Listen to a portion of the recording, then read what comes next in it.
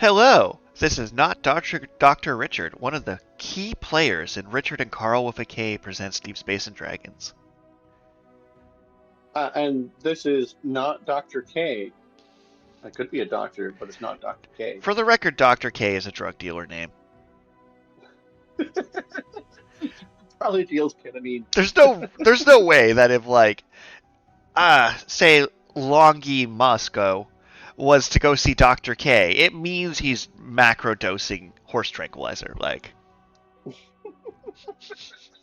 So before we get into a deep talk of which billionaires are probably on ketamine, what's new with you? That is not our topic this week, but it could be. What's new with you? Okay, I'm not sure if I've actually officially announced this anywhere on our podcasts, but I'm getting married this year. I want to point out something. I have to point out something. You have said that at the start of every episode for the last 2 months. Yeah? And that's so good. I don't know if I announced this, and I'm like, okay. You think at the start of every episode? What's new with me isn't always about my wedding. But it works its way in. I think they got the full Suitgate story. Suitgate story? I don't know if they did. I still think you need to wash all your guests on hot to shrink them so the suits fit. Okay, so this week's shenanigans are not about suits. This week's shenanigans are about cake. You know what's even better, though? Is if I say Suitgate and we didn't ever talk about it, that's all the information they ever get. That's, perfect. 10 out of 10. Well, and we have absolutely no way of knowing whether or not the story came up in this podcast or in our Daggerheart podcast. Well, what's even better is some episodes I'll, upload, the audio quality will be off, and I'll just scrap them and not tell anybody, so there's just lost content. Anyway. So you won't actually know which episodes have aired unless you listen to all our episodes, which you obviously do as our lead quality checker. That's my entire role. I'm pretty sure there's episodes where my audio just doesn't go through the entire thing. It's just you talking one side into a wall, and I still uploaded it anyway and got 30 downloads somehow. There is no I'm gonna say this with all the love in my heart. McDonald's has substantially better quality checking than us. I mean that sincerely and seriously. A person comes in and audits occasionally. My fiance, she decided that she wanted to get our wedding cake from Crave Cupcakes. I mean, I hear good things about Crave Cupcakes. This kind of tracks so far. Ooh, is it going to be one of those, instead of an actual cake, it's just a massive collage of cupcakes, therefore removing the cutting process? Because those are great. I hadn't thought about getting into trying to do a collage. Because, you could literally have them with this collage of cupcakes, because each one's a large pixel. Do, a pixel art. Do up, an 8-bit Zelda sprite style of you and your fiancé and cupcakes. Come on. God, that's sweet. That is sweet, but that wasn't their plan. But the pun was intended. It wasn't. Anyways, so she decides that she wants to get our wedding cake from Crave Cupcakes. Yes. She picks out her style. She wants the Bridgerton cupcake, or the Bridgerton cake. I don't know if it has anything to do with the fact she likes the Bridgerton Netflix show, but they're probably not even related in the slightest. But I mean, you should know these things. There's no way I would know these things. So she takes me to Crave Cupcakes, and she's like, "Well, I've had the cupcakes," and I'm like, "Okay, yeah, they're delicious. Whatever." I mean, Bad Karl. Don't say to your fiance they're delicious. Whatever. I didn't say whatever. I just. Yeah, you didn't say it there, just publicly on the internet. Oh, I am invested in this way. Good. You should be. I just don't really care much about the fine details. That's her department. I'm just saying, after talking with some of my friends about what my best man status will entail, they're like, no. Karl is the groom. Your only job is to not let him run away and make sure he shows up sober. That's it. You're not the one looking at cupcakes and flower arrangements. And then I took a screenshot when I was asked about flower arrangements last night.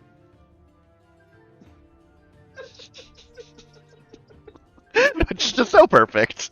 I love having two simultaneous conversations that immediately undercut each other. It's a good life. Anyways, um, so we decided that we want to get great cupcakes, and it's delicious. We taste test, it's good. She chooses her cake. She sends them an email, and they're like, "Okay, this is your order.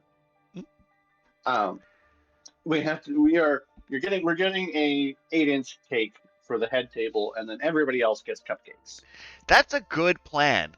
Like I approve of this strategy, straight up. Um, and so they send us back the email. They want all the information about what the order is, and the last thing they ask for, they're like, "Okay, before we can set up this draft order for you, we need your credit card information." That makes sense. And well, I'm just like, I don't know if I'm being difficult, but there's something. I know they're a legitimate business, but there's something about sending my credit card information via email or even over the phone. It's like I don't want to send it over the phone or via email. So I'm going to give you and the so audience some life advice here. Hmm? So, moving to the big city, everything wanted my credit card, from being allowed to use the elevator in my building, to the garbage removal truck, to the moving truck, to like, everyone wants my credit card. That's why I have multiple. Right. I have a crappy credit card with a short limit to use in these situations, where the fraud can only cap it like $1,000. So, like, my advice to you is go ahead and get a crappy Walmart credit card. They'll literally mail it to you in like 3 days. And use that for sketchy online things, because they can only fraud you for like $2,000. That's my thing, is get a credit card that's less attached to you as a person, is my life hack. I have a fine array of credit cards I've been credit rating maxing over the last year. I think I've given you this rant where it's like, this is my Rogers one, which only pays my phone bill. This is my Tim Hortons one that only pays my Tim Hortons. This is my Amazon one that's set to auto-receive payments from my books to all over my Amazon credit card. None of these and then I just kind of rotate through them in a sequence to slowly build credit. It's like, look how much credit he's building. I'm like, this world's broken. Because it's like, the idea that my credit rating is substantially better by having 5 credit cards than 0 is ironic. Because one of those is smart. Well, anyway, TLDR, I do think you're being a bit paranoid because the world has shifted to a weird police state. Like, I think I told you to, like, get an apartment. It used to be you'd give them first month's rent and a polite handshake. And now it's like they want to pay subs from both my jobs and my ID and my SIN number and just so much documents.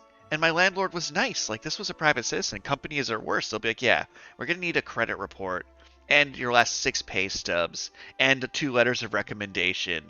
And I'm just like, no wonder people are unhoused. This is ridiculous. So that sounds like a big city problem. And but like the microcosm is that people just expect you to give them more information and it's like insurance than they used to for pretty much anything. So. Okay, well, so I don't have a problem with giving them my credit card. Give them a crappy credit card. Giving my credit card, but I have a problem with giving my credit card via email. It's weirdly common. Did you know email actually has more legal protections than most forms of communication? Really? Yeah, legally, you cannot have a company data mine off your email. Say that to any other digital service. Like, because email's old enough that they actually have legislation around it. Fair enough. So basically the TLDR is, I believe you're completely right and justified, and the world's not going to let you get away with it. Because we just gave up freedom. We've given up freedom. So just be happy they didn't ask you for, like, the other half of your spleen. Well, so we send them an email. We're like, yeah, we're not comfortable sending our credit card by email. Can we pay in store? And they're like, okay, yeah, you can pay in store. But because we didn't get payment, the draft order won't be on file, so you'll have to place your order when you go into the store. Fine, I can do that. I have the order on my phone. I can go do that. So I go into the store. I give them the order, and they're looking on the little tablet. They're getting all the information, and then they're like, "Oh, you can't book that far in advance. our system only lets us book a month in advance. And That's dumb on their I part. didn't pay my parking. So I was like, whatever, I'll come back another day because I didn't want to get ticket. Reasonable. So I go home and I have to admit my defeat to my fiance. And she's like, okay, well, I'm going to send them an email. And the person we emails like, oh, I don't know why you couldn't book that far in advance. I'll look into this. I like to Okay. imagine, by the way, you walk in, tears in your eyes, and go, "I failed you," and she's like, "They're cupcakes."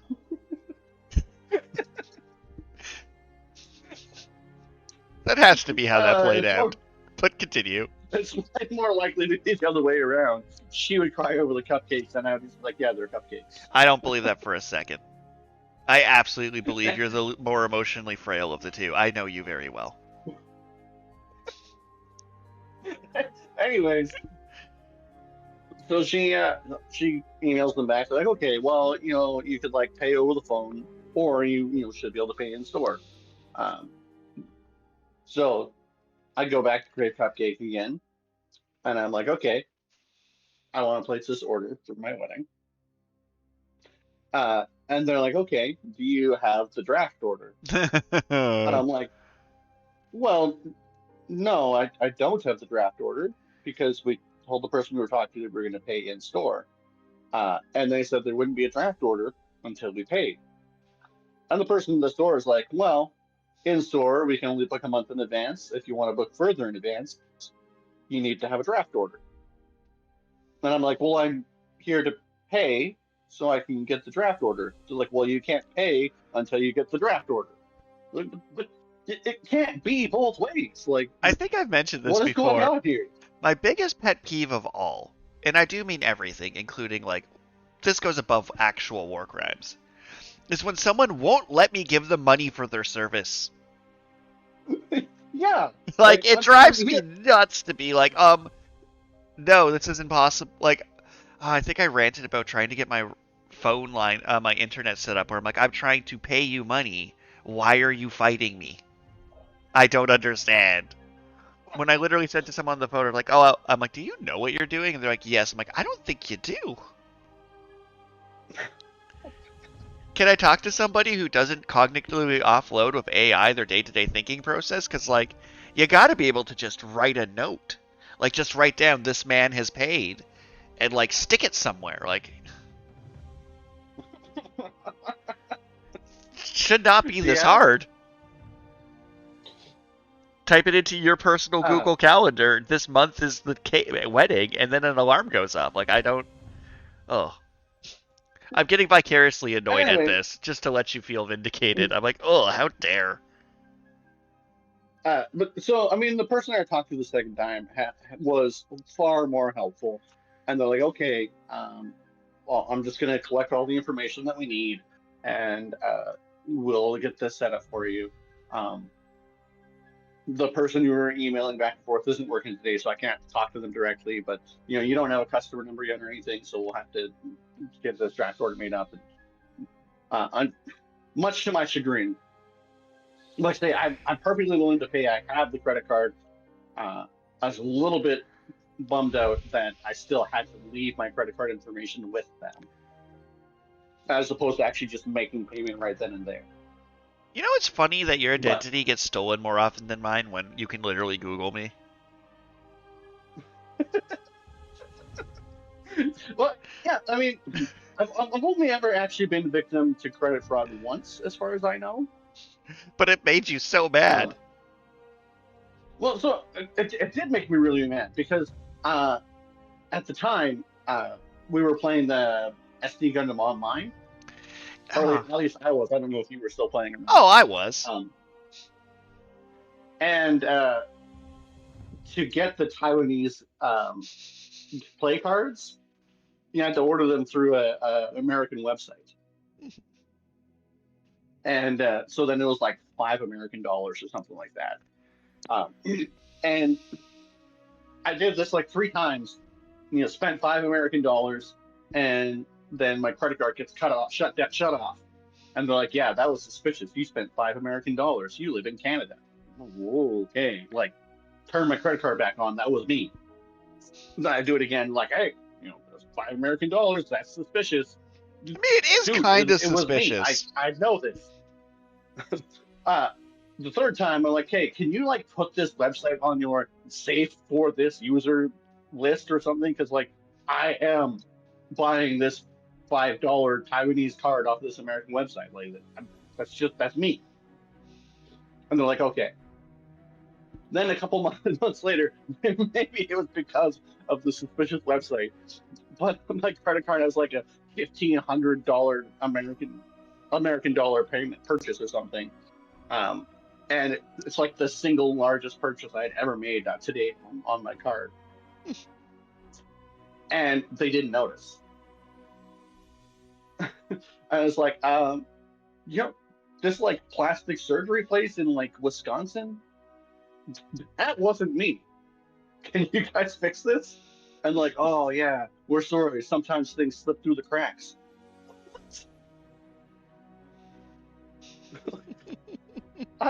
Anyways, They were so vigilant when it was you. Yeah, but ridiculousness of credit card companies aside, I think we'll have to follow up with Creative Cupcakes. But I think our order has been drafted into the army. Yet again, you're trying to pay them. It should have been as simple as, I would like to give you money for this goods and service, and they say okay. That should have been the entire process. Well, and I'm a little bit confused about why you can't book that far in advance in the store. Like, what? Why is there a different process? Oh, incompetence. They want an email pinned on their inbox, attached to the calendar, so the manager person can type that into the calendar, because they simply do not trust the people at the cashier to type in... Actually, let me put it this way, Carl. Say I told you I wanted redacted pizza to cater my wedding. Would you trust the person at the till to ring that in, or would you rather them call you? Like, if you had to give it if someone came in and was like, oh, I'd like to book a wedding, would it not be a wise policy to be like, okay, person at the till, tell them to email me, please?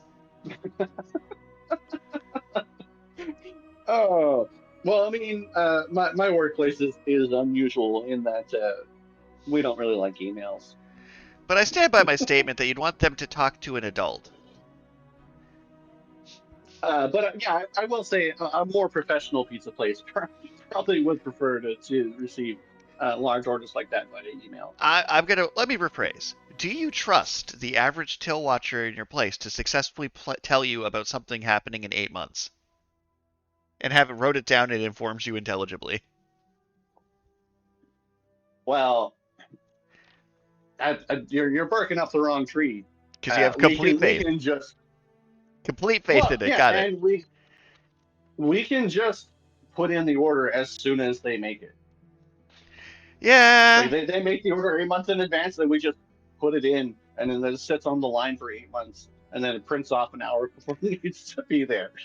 You see, there's still, like, for a wedding, you still see the flaw, right?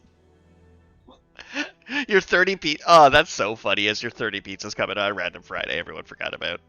I have to go borrow dough from the other store because no one bothered to tell you they booked in a wedding. I'm just saying I see the train of thought. I'm not saying I agree with it. I'm saying I understand the concept of we shouldn't handle weddings in store when we're a bakery, and we don't know that everyone can. We don't want people to make promises they can't keep and have angry brides beat us to death. Yeah, no, I can kind of understand the whole thought process. It just don't understand why it was so difficult. Yeah, like, I'm with them up until the part where you came in the store and they didn't just figure it out. But then, same day, I need to renew my tenant insurance. That's one of my many new expenses. So I go to the insurance office, and I'm like, okay, I'm here to renew my tenant insurance. I forgot to bring the paper with my policy number, but can you look it up by my name or phone number or whatever? Like, oh yeah, we can look it up for you. That sounds good. Look at my name and my number. And they look it up. They're like, okay, I'll have to go get you a broker. I'm like, why? can't you just like take payment like right here? Like I'm standing next to a debit machine. You have all my information that you need. Like whatever. People really are So they go not behind, taking go your into the money. bank. They go into the bank, and they talk to the broker for a minute or two, and then they come back. I'm like, okay, I'll need your credit card to do this payment. Okay, fine. It's still weird that they're not going to process it through the debit machine that's right in front of me, but I give them my credit card. They go into the bank. They talk for a couple minutes, uh, and then they come back out and they sit at their desk and they're chatting about Gucci glasses or whatever. Uh, um, but I'm waiting for this broker. A couple minutes later, the broker comes out and he's like, "Oh, um, our system is being a bit leggy right now. I wrote down your credit card information, and we will charge you, and your insurance will be renewed. But I couldn't do it today." I'm like, "Oh, twice in one day, I had to give my credit card information out to pay for something instead of just being able to pay. What's even going on?" And this was like Thursday the 12th. You see, we switched to I a was like, cashless society after the credit card companies released COVID, right? So they could get more no, micro debts and fees. You have any idea how much banks and credit cards must have made with us phasing out cash and raw profit? I have a conspiracy theory that I don't believe it's true, That birds aren't but I real? heard this conspiracy theory. Um, that the Epstein Island, right? I want it to be anything other than the truth, because the truth is so boring and gross. So please give me a theory that's not, oh, they're just a bunch of old pedophiles who are rich, because the richest people in the world are gross. They're rich people who like bioengineering. See, this is already better than the reality. And Epstein had a failsafe where they engineered COVID, and if you didn't check in every 30 days, it would get released as blackmail for the people who might try and kill him. So, like, that's amusing. A quote I literally said the other day in class while we were talking about feminist works and things, I literally am like, listen, if they were actual cannibals and were killing and eating these people, it would be less gross than what actually happened. I want to put into some context here. If they were actual vampires, it would be less gross.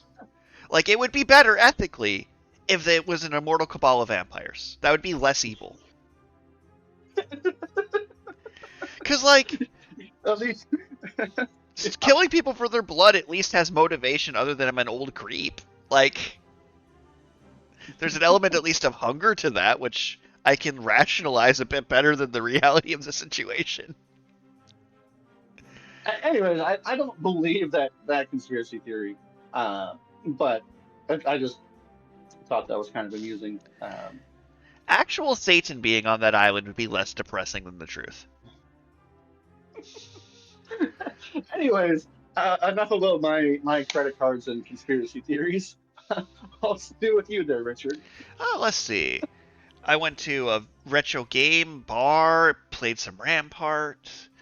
I got accepted into my PhD program, which is pretty cool. I complained about Epstein Island in class a lot this week, which is fair and valid because they're monsters. And I binge watched all of Netflix One Piece. Contextually, how did Epstein Island come up in your writing classes? Easily. We were talking about feminism in graphic novels. And then we were pivoted to AI usage in graphic novels. AI usage pivoted to billionaires. Billionaires pivoted to gross creeps. Because everyone who owns these AI companies, for the most part, is a gross creep or will become a gross creep. And the quote was, wouldn't it be nice if these tools weren't made by literally the worst people to have ever lived? Are you quoting yourself? Maybe. I did that in the paper I was writing the other day because I cited another paper I wrote. That's hilarious. Like, one of these points I'm going to do a lit analysis on the Waltz and Blades and talk about Mr. Kivas' language work. It's going to be great. That's pretty funny. But yeah, TLDR, Pretty much the same update as last time. Now that I moved and settled, everything's stabilized. The sun's shining, metaphorically. The birds are singing, metaphorically. My future has some stability, metaphorically. Life is great. None of these things literally true, but alas. So, shall we get into today's topic? Yes. I have one more. Well, I have one more rant to go on here. Actually, I'm going to give you 3 minutes. 3 minutes. Oh, we're at the 25-minute mark, brah, and we haven't talked about a single nerdy thing. No, okay. This is going to be slightly nerdy. All right. First things first. Do you know if VGA as a video output style connectivity? I can't think of the ports. Port, I guess. Yeah. I mean, do you know, is VGA dead? Like, are new computers not shipping with VGA ports? I think so. Okay. Well, because like eons ago, I lived in a place called Sutherland, and I walked over to my local future shop. Ironically, a thing of the past. Oh, that's beautiful. I have not thought about that. Oh, please continue. This is nostalgic. This is warming me. Anyway, I walked down there and I bought an off-the-shelf desktop PC by Acer. Acer is known to be a relatively cheap brand, but it had VGA, DVI, and HDMI for the video output. Yes. And so then it was onboard video, but I was able to actually just hook up two monitors to that, one using HDMI, one using VGA. Yes. And then several years later, I'm in the process of moving. I had my desktop computer in an awkward place, and I smashed my shit on it. I knocked it over, and the hard drive crapped out, and the computer wouldn't boot. I'm like, okay. Well, it did get booted, literally. Right. But so then I bought a new PC. But again, I'm just buying an off-the-shelf thing, and I actually bought a refurbished one of those like commercial Dell PCs that are like in the small form factor. Yeah. And this one had HDMI and DisplayPort, but no VGA and no DVI. Yeah, so then I wasn't able to hook up my second monitor anymore. So for several years, I had no second monitor, and I've decided. How can you live that way? Well, my computer usage just dropped off significantly. I have two going right now. I'm contemplating setting up a third. Well, I felt bad because I specifically built this computer desk tower thing so I could suspend vertically orient my monitors to suspend one above the other, because I think I like it better than the horizontal. You're a sociopath. Everything you've said has made me visibly angry. Yeah, no. If you want a smaller footprint in your space, you go vertical. If you want to be a sociopath that doesn't follow the aspect ratio of human vision, which is horizontal, because that's how we see, which is how we've designed all of our objects. You don't understand. Paper is designed and folded to produce books on the assumption in all cultures that we have a certain aspect ratio of vision. What's wrong with you? Ugh. But you read from top to bottom. Yeah, but it's still on 3 stacked horizontal lines lined up on lines of thirds. Have I taught you nothing? Anyways, the point of the matter is that I bought a new monitor, and I had to make sure that it had DisplayPort, and then I had to buy the DisplayPort cable. This feels like an adapter thing. I feel like that adapter must exist. DisplayPort to other output technologies? Probably. It feels like a thing. I mean, I'm spoiled. Well, occasionally my brother was just like, hey, Merry Christmas. I didn't get anything last year, so here's a new PC. And I'm like, fuck yeah, and then I have a new PC. Well, and ironically, I Actually, the new monitor I have, I need the to new do a monitor quick I just clarify. bought. I don't think my brother's ever went a year with nothing for Christmas, but it'll be like, Merry Christmas, here's a carton of eggnog. Merry Christmas, here's a new gaming PC. Seemingly at random. Wild swings. Oh yeah, like, it's never been nothing. I want to be clear. This wasn't like I'm making up for a lack of Christmas. It's more, some years we'll be like, hey, we bought each other both Hunter stories, and other years it'll be like, here's a new Xbox because I said so. It's unpredictable. It is great. I think this But year it anyway, was the bath point of the bombs. matter, the point of the matter is that I've hopefully increased my productivity, and I will going to be trying to work on uh, coding a video game Oh, going forward at oh, some did I point. tell you about Lampgate? Lampgate? I don't So, think so. so one of my good friends will send me home with random tech things or random knickknacks for their house. Things from like automatic water Okay. dishes to cat hammocks that attach to windows to lamps. 2 years ago, they sent me Okay, home with these. you said automatic water. You said automatic water dishes. Yeah, And I was thinking like dishes that water themselves, the washing, or it's like, oh no, for cats. yeah, that's less fun. I like where your brain was at. So they sent me home with these LED lamps that are like Wi-Fi enabled. You can set them to like rave mode and dim and brighten them from your phone, etc., etc. And I hadn't plugged them in at my old place. So we moved to the new place, Okay.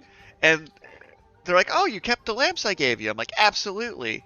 And trying to find the cord for them, and then my brother's like, "He's never plugged those in. He might never have had the cords." I'm like, "Why would you out me like this?" He's like, "Well, because you threw me under the bus with your friends for like 7 years without me being able to defend myself. So screw you."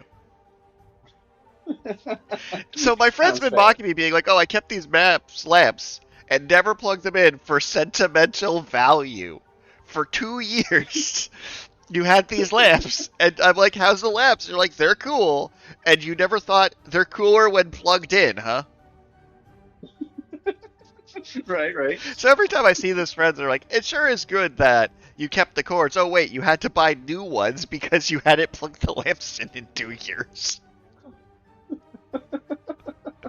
And it's just like, that'd be ADHD for you in a nutshell. Yeah, I'll plug in these lamps when I get a second. Year passes, move with them. Never had used them at the previous place. What kind of cord are they using? DisplayPort? I basically had to like go on Amazon and type in the product number, be like, adapter for this kind of thing, and then they gave me cords. Yeah, okay. So I never did find their original Uh, power cords, which means I guess I should have been a little less harsh on your insane vertical monitoring. But I don't know what's insane about it. It's it's space just efficient. gross. It's like the equivalency of putting ketchup on ice cream. Like, sure, it's technically a fruit, and fruit topping goes on ice cream, but you're doing it wrong. I wonder what really has more. What do you think actually has more sugar content? Cherry syrup or ketchup? Like, what's actually closer to being a dessert chemically? That's a good question. What else is a good question? What's new on Crunchyroll? Yeah, so moving into the topic, I'm going to start with something not on Crunchyroll. So, Oh, I binged the new season of live action One Piece yesterday. aha. I mean, the day before. I wasn't intending to watch all of it, but it was so good. Yeah. They fixed so much of One Piece. For one thing, their 16 episodes cover 130. Ooh. Yeah. So, Okay. and like the things they chose to keep make. So first off, Mm. One Piece is big. What would you say One Piece's biggest three problems are? For if you want, if I was trying to convince, if you're to try and convince your girlfriend to watch animated One Piece, what would you say its biggest three problems are? Well, I mean, pacing. Mhm. Pacing is terrible. Um, the clear shift in art style over time. Huh. And the repetitive nature of it, because like it's just cookie cutter. Each arc is almost the same. They go to an island, they fight the big bad, they go to the next island, and then they get sent back to the start of the Grand Line. How many times have they gone back to the start of the Grand Never. Line? That's literally never happened. You hallucinated that. Yeah, but they get like set back a bunch, don't they? Nope. Oh, really? Correct. Huh. So Well, then I don't know what the three biggest problems with One Piece are. the way they designed women, it's that. Yeah, except for at the start, Nami was a reasonably sized and aspect ratio woman. Like So like the she things just that Netflix has boom. fixed. So first is the pacing. Mhm. Second is character building. So a lot of the new scenes they added were characters that like never got screen time together, actually like developing as characters and growing. So it Okay, makes okay. so they've used a lot of plot points to make it become and then storytelling instead of because of, not and then storytelling. Hmm. So they like folded in events to like build on themselves. They shifted the point of view to Hmm. follow them and then the Marines back and forth so you can kind of see like the stakes in the world building.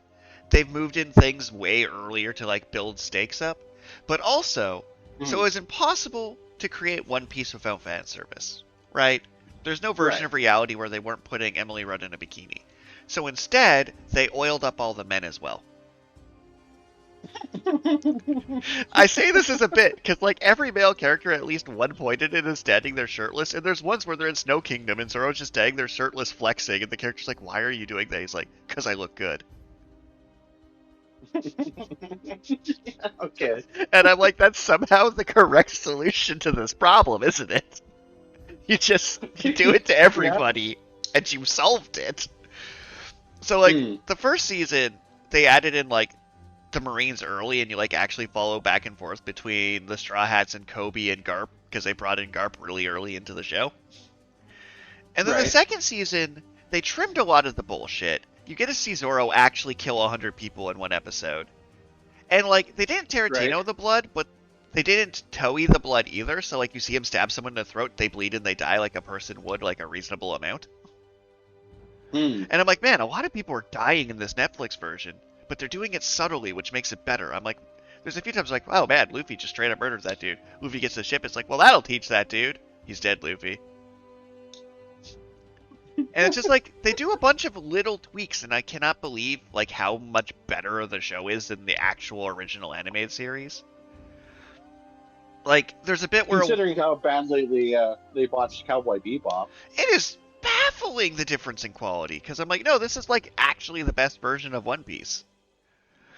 Hmm. Just like little things like there's a bit where a character literally goes like, "Oh, you thought we were skipping Logetown?" as they like go into that plot arc and compress like 12 episodes into one very solid episode.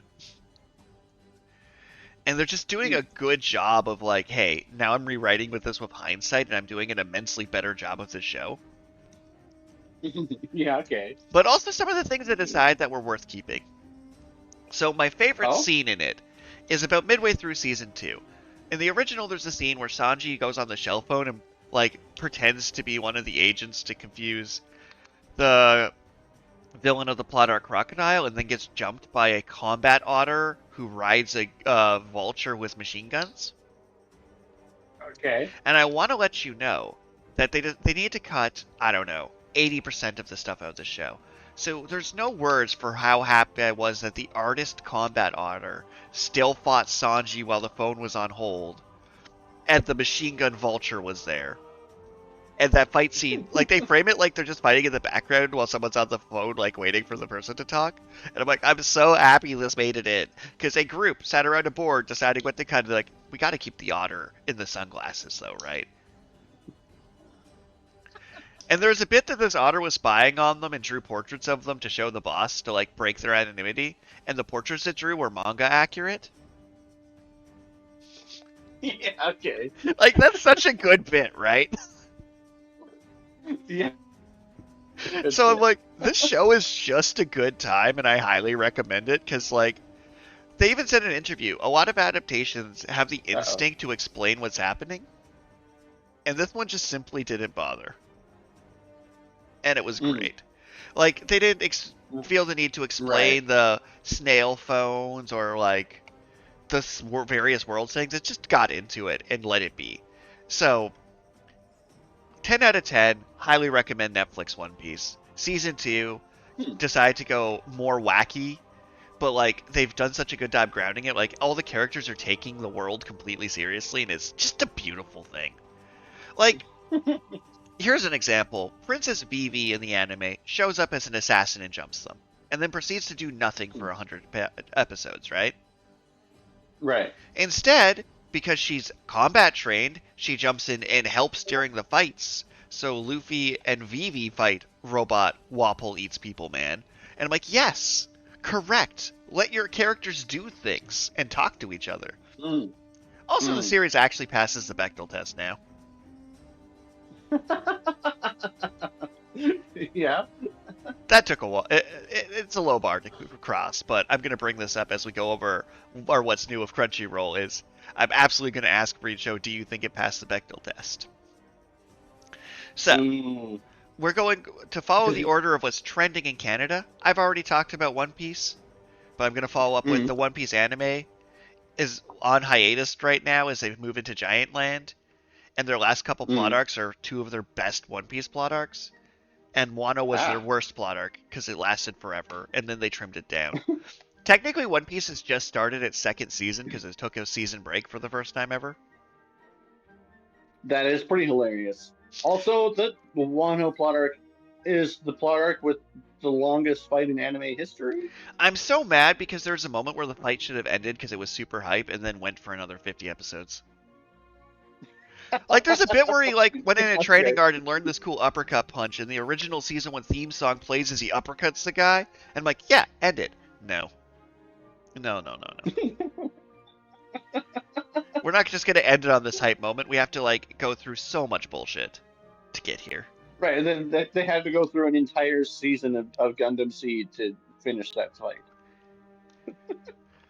So much not just, let's go with this. Kaido the Last Order and Psycho Pass both fit into that fight in their entirety. All of Full Metal Alchemist fits in Wano twice over. The original and Brotherhood fit into Wano. That's ridiculous. So, those are my One Piece thoughts. I assume you don't watch Weekly One Piece. I do not. It's really good right now. People are like, how the hell is Toei doing this without dying? And they're like, we need to take a break because we didn't do it without dying. It killed us. Next on the trending list, we have JJK. Are you following JJK this season? I have not. So, I've been watching more anime lately because I was like, you know what, I'm paying for Crunchyroll. I probably should watch stuff. And Frieren is amazing. But I've heard good things about JJK animated. You've told me that it's a better way to enjoy the series than reading it. There's literally some chapters where he was like sick and just wrote them as squiggly lines. Like, yes. So one of the things that was JJK, the internet thinks is the best thing coming out this season. They're objectively wrong. But I'm not I'm not so naive to not give it some credit. So people are like, oh, it's the best animated thing this season. It's not. It's comfortably in fourth. Fourth is pretty good. Like this episode where Maki goes in and they do a bunch of Kill Bill cinematography homages. And it was sick. Like, JJK's animation is sick. If any of the, like, older Shonen Jump got JJK's animation and cinematography budget, it would actually be absurd. Like, if Yu Yu Hakusho was done the way JJK was done, we'd be still talking about it to this day, instead of it being like, the fuck was Yu Yu Hakusho? Which had the same basic plot. Right.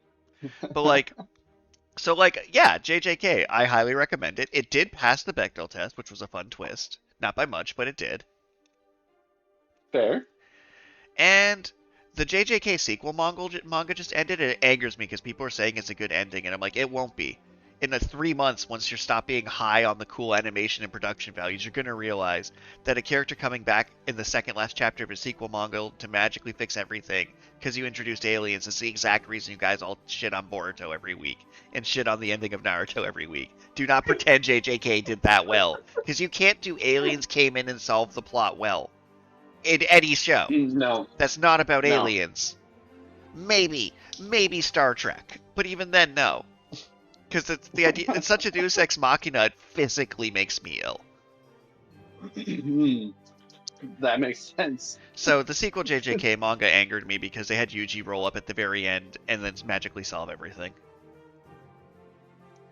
Like Yeah, literally. I didn't even really understand exactly, like. Also, I'm being vague about it because it is spoilers to a show people are currently watching. So I just shat on the sequel and the ending of JJK, and people are in the middle of like season 3.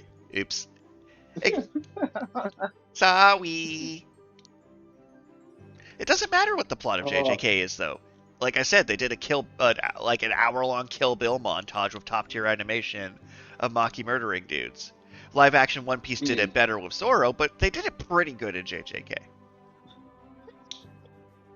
Okay, so Netflix One Piece adaptation is going to be your bar to clear? Kinda. It feels reasonable because it's not good. I just really enjoyed it. Like, it's still One Piece. Like, if I had to put it on quality, it's like, I loved Netflix One Piece. It's right up there with Stargate HG1 from the 2000s. Like, it's like, yeah, no. I'm not saying it's high art. I'm saying I binged it, which I don't often do these days. Because it was stupid and fun. And better than the original. Alright, next on the list we have... Somehow Attack on Titan is trending, even though no new contents came out for it. Yeah, a lot of what's trending in Canada is, for some reason, not actually from this season. So we'll give it like a quick touch over for the sake of like the structure of this list. I'm gonna just say like the first few seasons of Attack on Titan on Netflix really brought like a second life to anime. Like right. Attack on Titan was the animation gold standard when it was coming out. Mm-hmm. And it did do its time travel story well, which I have to give it credit for. Right. I didn't really care for it after this time skip that much because I was following people I didn't care about. It landed the plane pretty well. I'm not so arrogant to say Attack on Titan was pretty good. I don't love the weird Nazi parallels it did, but that's for a paper later, not for me in this conversation. Right. Now, Sentenced to be a Hero, I have in like second place for weekly animation. I think its fight scenes and cinematography are actually cooler than JJK. It definitely is a super cool show. It keeps almost making me... I've never seen a series come so close to hitting red flags and then swerving to dodge them at the last minute in my life. Oh, yeah? Well, longtime viewers know I hate the concept of ikasais. I hate the concept of harems. I hate the weird underage but my character's actually old trope in anime. It disgusts me. And the show keeps being like, he might be from another world. Huh, just kidding. Oh, I'm not. This younger character is actually reflecting on the horrors of war as their ascension weapon, and he's mourning the loss of the previous one like a daughter. Oh, that's not going to be a rom-com because this guy's arm's getting shot off. I'm like, okay, show. You got me. And they're like, here's my dateable adult protagonist who likes poetry, who got sentenced for speaking out against authority, as a character slowly spends time with him and learns they're actually a good dude. I'm like, this is very reasonable. Yes. You keep getting so close to hitting a trope and then dodging it that I think you're fucking with me intentionally at this point. Also, his superpower is exploding knives, and he's paired with Sword Summoner, and that's just fun cinematography. Well, his other superpower is the jump good legs. I mean, to be fair, I would also... Let's be honest, Sentenced to be a Hero is the kind of thing I would write. You've read my work. I jump good. Well, I literally installed jump good legs, magical jump good legs with glyphs on the legs of one of my characters like 5 years ago. Like, there's some parallels to my own novel, to Sentenced to be a Hero, that I see, and I'm like, this is a weird mirror to be looking at. This is absolutely the kind of thing I would come up with. So, this clearly is targeted for me. I would say I enjoy the Sentenced to be a Hero. The only thing that bugs me slightly is, and I don't know what they could have named it, but Sentenced to be a Hero, the reason I actually started watching it was because, that's a peculiar, sentence. Yeah. Like, how do you punish people by making them heroes? And it's like, oh yeah, they go out and they do heroic work, but everybody hates them. And they have bombs on their neck. Oh. Yeah, it'd be more like if it was like, They can't call it Suicide Squad, but I mean that's So here's my the thoughts on the parallels are there. nomenclature. And we talked a bit about this when we were talking about Pretty Please May I Face Punch Princess, which I would have called it better name. Is a Yeah, lot of these Facebook. titles are designed by the publishing side, not the writing side, because this was a light novel, to hit certain search criteria. Because you look at the description and the cover, and you think it's an ikusai. Yeah, okay. Sentenced to be a Hero is the most ikusai-ass name imaginable. So you just finished watching Solo Leveling, and you're like, Solo Leveling, I want to watch something like this, Sentenced to be a Hero. And it tricks you into being classic 90s fantasy. Fair enough. But also I just don't like the fact that I'm being tricked is all. Well, you're not... That's because you're looking at it too early, my friend. So, you know how I gave you a rant on symbolism, symbolic shifting, and semiotics the last month? Mm-hmm. I just straight up gave you this lecture because I was bored and had time to kill during a walk. Is that... Right. We have the term hero in our brain, and we specifically think My Hero Academia hero, right? And then sentenced to be shifts our meaning to, oh, we're making someone be this kind of hero. I guarantee you one of the symbolic meanings over the course of the story is them reclaiming it to be the traditional meaning. So part of the point of the show is for them to be, ugh, we hate heroes, to, oh, we love heroes.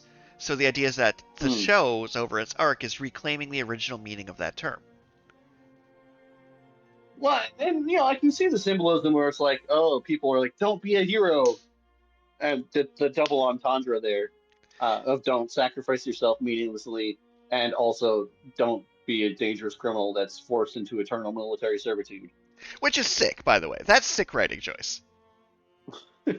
Like, I don't know why it bugs me, but I'm wondering if there's going to be a plot point that the reason they sentence them to be immortal is someone has a spell to like make dead people talk, and it's the way to keep them from actually being interrogated. Like, that's just... Well, I feel like there's going to be more to this ridiculous punishment, but I love this ridiculous punishment. It's like, hey, you committed a high crime. Was my crime lying? No, your crime is you guessed right. So you can't talk or your head explodes, and we're going to make you fight for all eternity. Like, that's such a good point. I would love to sentence the Donald to have to go as a foot soldier in his war right now and save people and pull people out of collapsed hospitals, and if he doesn't, his head explodes, and then he has to do it again tomorrow. Like, that is the correct punishment for some people. Like, that'd be such a good thing to do to Elon is, yeah, you're now forced to be a member of Doctors Without Borders indefinitely. Enjoy. I also like the magic system actually being a magic system. Glyphs collect sunlight, and then you combine it with the internal energy inside your body to make things happen. You put glyphs on things or tattoo them on yourself. Tattooing too many things on yourself is crazy. There's just straight up dragons, and they're adorable, and you feed them. Like, I like internal logic being good. Oh, we just found these goddess things, so we use them, but they seem to like almost have been mass-produced. There's a lot going on. I'm enjoying it. The show can, however, disclaimer, it is entirely possible for the show to implode at any moment because it keeps swerving past red flames like a slalom skier, and if it curves directly into one, it's over. It's over. But my favorite moment in anime this year, best year of anime, I think, I'm calling it early because like we're in March and we have things that are hitting my like lifetime top 10, is when the dude says you can't make us fight, and then he shoots off the other guy's arm and says, why did you shoot the other guy when I protest? He goes, well, because you seem more useful. That was so beautifully unhinged. You shot off. Why did you shoot him? To teach you a lesson. Now get to work. What? His sentence to be a hero is pretty top tier. Like, King Norgal is amazing. Alright. So I'm going to just skip over Black Clover and Jack of All Trades Party of None. I'm assuming you haven't watched Jack of All Trades Party of None. I have not. So then we got Slime's trending for some reason. Slime Ikusai's a weird one. It started as a dumb power fantasy and turned into a weird city builder. Well, you had said that a lot of these Ikusais kind of go that route for some reason. Once they're done with the power fantasy. Yeah, because as we learned from One Punch Man, you can only do the bit for 12 episodes, and then the bit's out. You're done. You've used up your bit. And then you actually have to write a story. Like, you can only do the overpowered protagonist for about 12 episodes. Like, let's pivot, even though it's not on our list, but we're going to talk about it. Is the Heavenly King anime slash it's from China, so not anime, whatever they call it, is awesome, but absolutely kind of peaked out at end of season 2. The Daily Life of the Immortal King is the full title for Thank you. anyone listening. And I mean, I would kind of agree with you. I do think seasons 1 through 3 are kind of a trilogy that actually have a nice arc if you watch them all. Beginning, middle, end, kind of, sort of. But I still love the bit in 4, season 2 where the intro directly goes into the ending of the last episode. Like, that was great. Got me good. But season 4 it felt like an addendum that didn't really need to exist. And season 5 feels like they upped the production value. I haven't watched it all yet, but it feels like they upped the production value. But it still doesn't feel like it's continuing the story or really needed to exist. Fair enough. Because it's like, there's bits in the first and second and third season. They're some of my favorite bits. Like, when the froggy literally goes, "Why is their theme music playing?" and then gets exploded is amazing. Shooting the arrow around the world to hit your target is still one of my favorite clips. Just full stop. That's just such a good bit. So, like, yeah, like, top tier entertainment. For sure, check out the first 3 seasons, then drop it if you need to. I don't know. I mean, like, I'm gonna basically. It makes it worse. I'm literally letting you go through it to then tell me if I should throw it on in the background later. Like, I'm just using you for this purpose at this point. Well, okay. The fifth season does have an absolutely fantastic bit, where his unborn sister, they're like doing tests or whatever, and they're listening to the heartbeat, and it just like starts turning out this crazy music, and everyone starts dancing. And they're like, "Oh yeah, I've never heard a beat this sick." It's like, what? Okay, that's a good. That is funny. I do love an overpowered character bit I haven't seen before. That's fresh. Yo, it's pretty funny. All right, next on our list we have Frieren. Frieren's just art. Like, I've heard the argument that the first season takes like 6 episodes to get started, and like, I feel like if I was doing Frieren, I would have opened with the battle against the Demon King with the budget of some of the later fights they have in Frieren to just kind of like let people know that's coming. That's the only thing I would have changed in Frieren, is I would have added an extra opening 5 minutes of the party of heroes actually defeating the Demon King and showed pieces of it. Not the full fight, but like just a chunk of it, and then have them returning home. Just as a quick aside here, actually, the first 4 or 5 minutes of the first episode of Immortal King Season 5 is a big battle that is assumedly going to happen later in the season. And the reason I say they up their production value, and I suspect they put this battle at the start to pique interest and to show off their animation quality. But so far, I have come back around because it's kind of like you say, open with the big battle to be like, oh, this is coming, and then you can show off your animation quality and get people interested. I don't really particularly like that technique as it relates to Immortal King, but I could definitely see how that would have improved the slow start to Frieren. Because it is a slow start. Yeah, Frieren doesn't really feel like it picks up until we get like the first demon arc. And then I'm like, okay, now I'm in it to win it. Like, once we get to Ara Kill Yourself, then Frieren is cooking, and I'm like, yeah, I'm here for the ride. But for the record, I love this slow and steady kind of like adventure of the week building up towards the large. Like, I like the structure of Frieren fundamentally. It's just a hard sell to be like, guys, it's pretty good for the first 5 episodes. And then it starts to get really good because to set the groundwork is a hard argument to make, especially to 20-somethings with cell phones in their pocket and ADHD. Yeah, it's done well, but it has the pacing of a book. Yeah, it has the pacing of Lord and, of the Rings. Let's be honest. Like, yeah, and I mean, like, it's really hard to translate that pacing to animation or film in general. Uh, Case in point, uh, the Fantastic Beasts and Where to Find Them.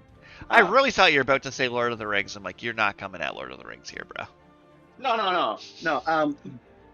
So it's like the last one, which is probably the last one because it did so poorly, where they just like a bunch of characters show up on the train and then they go through all of their backstories and then finally actually get on with the movie.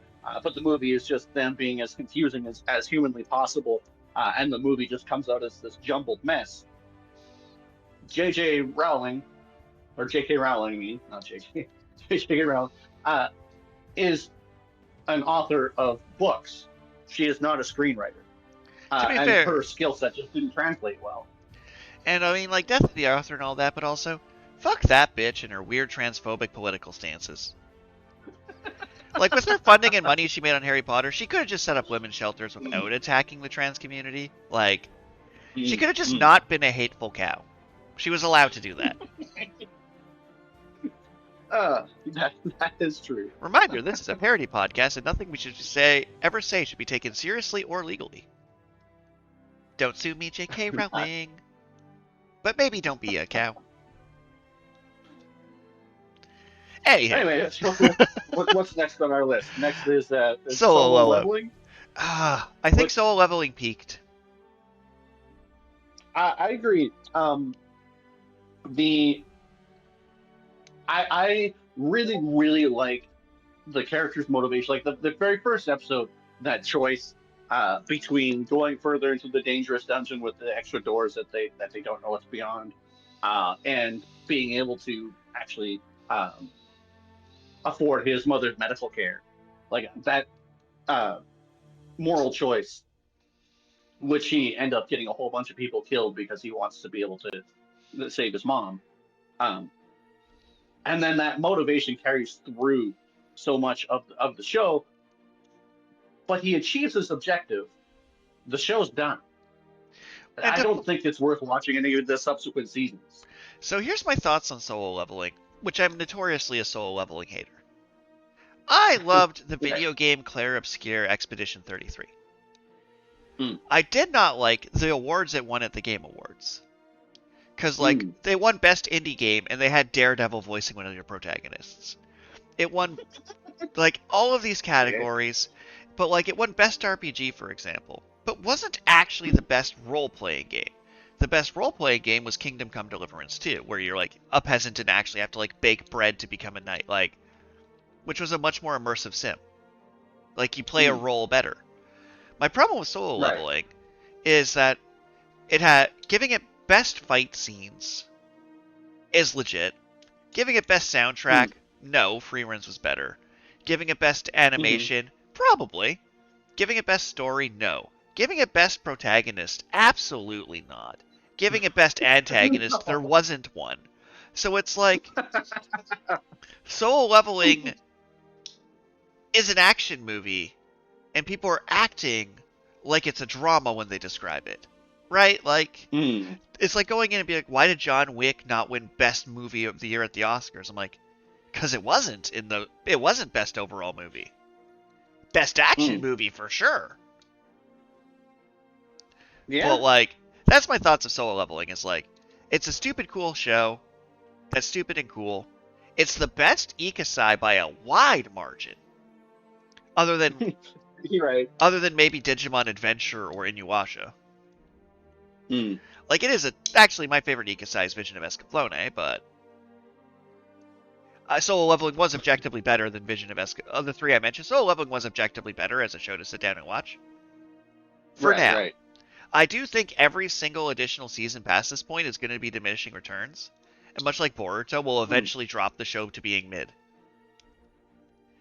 I definitely agree. Because the power scaling gets absurd, and he loses personality as he goes. and there was never really any stakes other than the personal ones. Yeah, see, and that's what I really liked about it, was that the stakes were so personal. But again, he achieves his objective by the end of what's animated. And, like, to talk about Face Puncher Princess a bit, it had a great premise and a great character, but, like, forgot to have danger and stakes, because, like, Soul Leveling is also at the point of, like, there's no reason he should lose a fight to anyone ever for any reason at this point. He's already the most powerful being in existence, basically. Yeah. And it's like, once you have, like, oh, I gave my character a power-up who could already stop time and punch people to now stop time and punch people better, you lose any tension. So, like, it doesn't really matter how cool you rip off the Chimera Ant fight. It's not gonna... Also, like, I'm gonna throw shade at Soul Leveling. Nothing in there is original. It's just it's just like, it's just Hunter x Hunter meets Sword Art Online, like.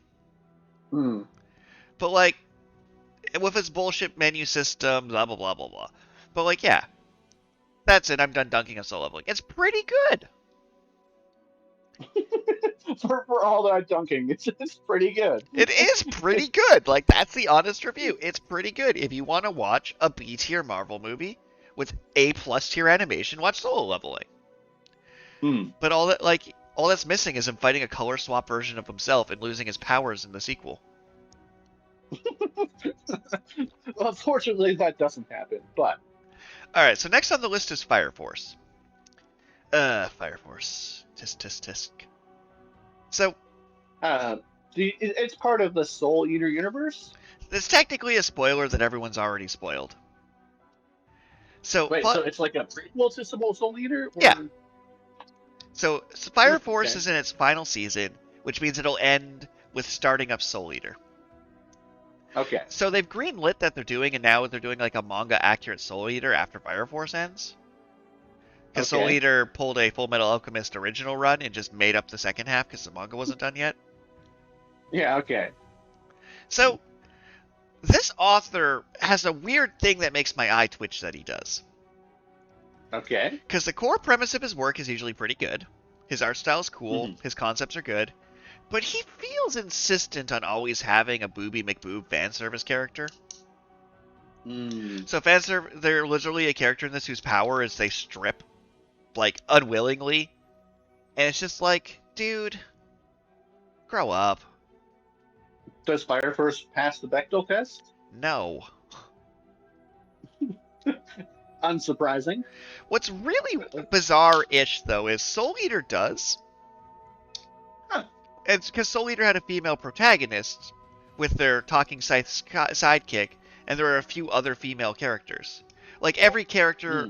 They did a gender pairing for every one of their squads, so every male character is either a male character with a female weapon or female character with a male weapon for most of them. Which resulted in a pretty nuanced take. But then they just have Booby McBoob witches as characters. I'm like, can you give me the IP and I'll make a 6 Soul Eater game and I'll just edit the sprites a little. I want the team that did live action One Piece to do live action Soul Eater, and it will be exquisite. That's, I think, what I actually want. The little revisions, and by having knowledge, past tense, retcons, adjusting characters' physiques to be human, spreading out the fan service evenly, so you're not removing it, you're just balancing it and being less aggressively sexist. A few more characters talking to each other to pass the Bechdel text. Boom, clean, done. Oh, yeah. That's it. Fire Force and Soul Eater will be great when adapted live action by Netflix by the same team that did One Piece. That is my take. It is an insane crack take, and I stand by it. Soul Eater's actually doable, too, because, like, you just need enough practical effects in CGI to have a dude turn into a scythe, because you could just do choreography of someone fighting monsters with a scythe. Like, the superpowers in Soul Eater were pretty low tier. Right. Also, if they can adapt One Piece, they can literally adapt anything. Because you did say they have an otter riding a machine gun vulture. So. It was so good. I was so happy. They kept the scene where Zoro's like, where they're being petrified and waxed, and they're like, what are you doing? Like, oh, I need to strike a cool pose because I'm going to die. It's going to leave an awesome statue. Like, they made Zoro such a himbo, it's beautiful. Yeah, okay. There's a bit where he like makes himself a spear by tying a shovel to a stick, and then goes, "What's the plan?" I'm like, "Oh, I'm gonna hit the punchy bag thing in the roof of his mouth." And Nami goes, "The uvula," and he's like, "Oh, it's a female whale." Complete straight faced kills me every time. I'm just like, oh. And there's a bit where he's like, "I don't get lost. I'm great at direction." Just walks in the wrong way. It's like because the characters don't have the anime over exaggerated reactions, it makes the humor funnier. Because One Piece bits would always have someone make a dumb face and like over exaggerate it. Now if they're doing it straight faced, which is so much funnier. Like there's a bit where someone's fighting and it's like, "Please take this fight seriously. I'm trying to kill you." It's great. But yes, Fire Force, pretty good. It's just if it didn't have fan service, it'd actually be probably go a tier up really good. They have a really trippy episode where we learn that Fire Force is a sequel to our actual reality, and they go photorealistic for an episode to look at the past world before the apocalypse turned them into a 2D animation world. Huh. Right? Like, that's trippy. It was like the Stand By Me music video. Huh. Alright, have you been watching Hell's Paradise? I have not. It's pretty good. I've been saying pretty good a lot. So Hell's Paradise I'd probably put in like 7th of things I've been watching recently. Oh. Okay. The animation's pretty. The premise of, oh, we're fighting horrifying plant monsters on Death Island to find the MacGuffin elixir, as we follow actual ninja Gabimaru and Samurai Chick as they learn the overcomplicated Nen power system. Season 2 got bad a bit because they took the time to explain their overcomplicated ass power system for like days. It's overcomplicated. TLDR, ninjas and samurais fight plants monsters with a pretty good budget. Yeah, okay. I don't know how Fairy Tail is trending in Canada. I simply don't know how. I have no need to give more thoughts on Fairy Tail. I've given all my thoughts on Fairy Tail. Alright, that's fair. Like, I did full episodes on it. It's like, yeah, Fairy Tail fan service is everybody. Passes the Bechdel test, shockingly. Is terrible to men and women. Had a mediocre season finale. Then has a sequel going that's just more Fairy Tail that's pretty good. Like, right. Fairy Tail, if I was rating it objectively as a fair human being, I'd give it like a B. But it's also one of the most likely things I've talked about that I'm going to just sit through and rewatch at some point for the fun of it while playing a Game Boy or something. Right. Have you been following Apothecary Diaries? I have not. My brother has, and he says it's quite good and that I should watch it. I've also been hearing that through the grapevine. But, yeah, no, I have lots of things on my watch list. A lot of them are not actually even that new. And I don't know. Part of the reason I don't watch a lot of anime is because if it's something I'm genuinely interested in, I want to give it my full attention. So it's not something I can just put on in the background, especially if it's subbed. Yeah, like, that's why I'll put on, like, dubbed Fairy Tail in the background, because it doesn't take my full attention, where going through, like, Frieren again does. So anything in the current season that you're watching we haven't touched on yet, to jump ahead a bit? Well, it's not trending in Canada, apparently. But there was an anime came out 2025. I guess I don't know if that's current season or not, but it was called close enough. Scooped Up by S-Class Party. Oh, you better work quick here because I'm already off this bandwagon. I don't know. It was just kind of dumb. I enjoyed it, but it's about a extremely talented kid. His parents die in the war, and he gets raised by the mage Merlin. But Merlin is like, okay, this kid's too powerful, so I'm only going to teach them support magic. And then I'm basically going to give them a mad inferiority complex where they think that they're worse than everybody around them, even though they're clearly leagues better. Did ChatGPT write this? Did ChatGPT write this? Because that's the most cliche Isekai plot imaginable. It's not an Isekai. Wait, what? It's not an Isekai. That can't be. Huh. All right, you got me back on board slightly. If Truck-kun's not involved, the odds of me enjoying it increase a little. What? I don't know. I mean, I don't know if I would say it was actually really that good, but it was fun. It was relatively interesting to me, at least. I mean, you're right. It does sound kind of bland, but Yeah, but I gave that same argument for Sentence to be a Hero, where I'm like, it tricks you because algorithms. Like how Sentence to be a Hero went uh, to an adventurers guild, and it was just a thug base. but I mean, so basically, the S class party, their support um, character decides to retire because their sister is sick and they want to spend time with their sister before the sister dies or whatever. Um, and so then they're about to go on this big mission, but the support character was just too distracted because of the sick sister. So then she retires suddenly, and they're like, "Oh no, we need a powerful support person." And Merlin's apprentice just happens to be in town, and he's unranked, so nobody wants to hire him because he's just a support character. And they're like, "Well, we need a support character. Come work for us." And then it turns out that he's the best support character possible. This is Support why it's class bugging possible. me. There's that new manga coming out that's nearly one for one that premise. Oh, There's like a mage guy who I use wave and support magic, but my magic stat's really low because I manipulate other people's magic. He throws like a medicine ball at people. oh yeah, the Hinato's magic or whatever. Yeah, that's why my brain's like, this sounds really familiar. Okay. I'm not saying it is really similar, but that's what it popped to mind. Uh, I mean, the setup is different, but it does have similar vibes to that new manga for sure. And yeah, the next one that I'm watching recently we haven't touched on yet. So if you have watched Fate Zero, Fate Stay Night, Fate Stay Night Unlimited Blade Works, the 3 Fate Stay Night spin-off movies, Fate Acrophobia, then Fate Strange Fake is one of the best shows ever made. Have you watched all of the supporting material? If you have watched, yet to be fair, all of it fits in Wano.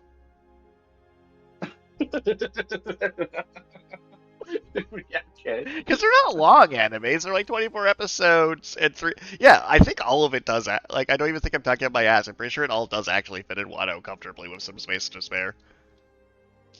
Mm. But, so, you would think Frieren would have the best animation, or Sentence to be a Hero. Fate Strain Fake making them look like they're being made by amateurs. Okay. Fate Strain Fate's production values puts everything this season, debatably the best season of anime in human history, to shame. To shame. Every scene, even the dialogue and exposition, is super cool, super well framed, good mix of comedy, action, drama, tragedy. It is beautiful. And it is a direct canonical sequel to everything I just listed. However, the entry curve of watch these 5 animes, I understand. I don't know how well this would work. However, there's a scene early on. So, there's a mage explaining the concept of this Holy Grail War, where they had to start a fake Holy Grail roll to trigger a real Holy Grail War. And this wizard's explaining this to his apprentice, and the apprentice goes, "Oh, by the way, this is America. The government's seizing this war." And they're like, "What?" And then raises his hand, a bunch of Marines in the bushes machine gun this mage to death as he puts out a cigarette on his head. Okay. So here's just some out-of-context scenes in Fate Strange Fake and why everyone should watch it. A priest with an eye patch punches a vampire with an extendable rocket fist. Huh. Okay. A character accidentally summons Jack the Ripper by using a novelty action figure, and then has Jack the Ripper shapeshift into a police guard to escort him into a station to bust out Richard the Lionheart. Okay. A wolf manages to summon a demigod who proceeds to fight another demigod in one of the most cinematic battles of all time. Huh. And Hercules is mid-tier right now, doing his best. Okay. So this show is just beautiful. Like, there's a moment where a character who is executed for witchcraft summons themselves because they survived witchcraft and made themselves a new body, so they summon the fast swords of themselves to team up just to cause chaos. Huh. It's so good, man. This. Just watch it, even if you don't know what's happening. Even if you don't know what's happening, you have to appreciate a bunch of police officers with magical weapons fighting Cerberus in the streets. Right? Like, Oh, wasn't Hercules like S tier in Fate Zero? yeah, but Fate Strange Fake doesn't give a fuck. It's like someone decided to make the most unhinged version of the events imaginable and had it take place in off-brand Las Vegas. Yeah, okay. Like, the amount of audible cheering I actually did when a bunch of dudes with machine guns stepped out of the bushes and just machine gunned this stupid mage to death. I'm like, idiot.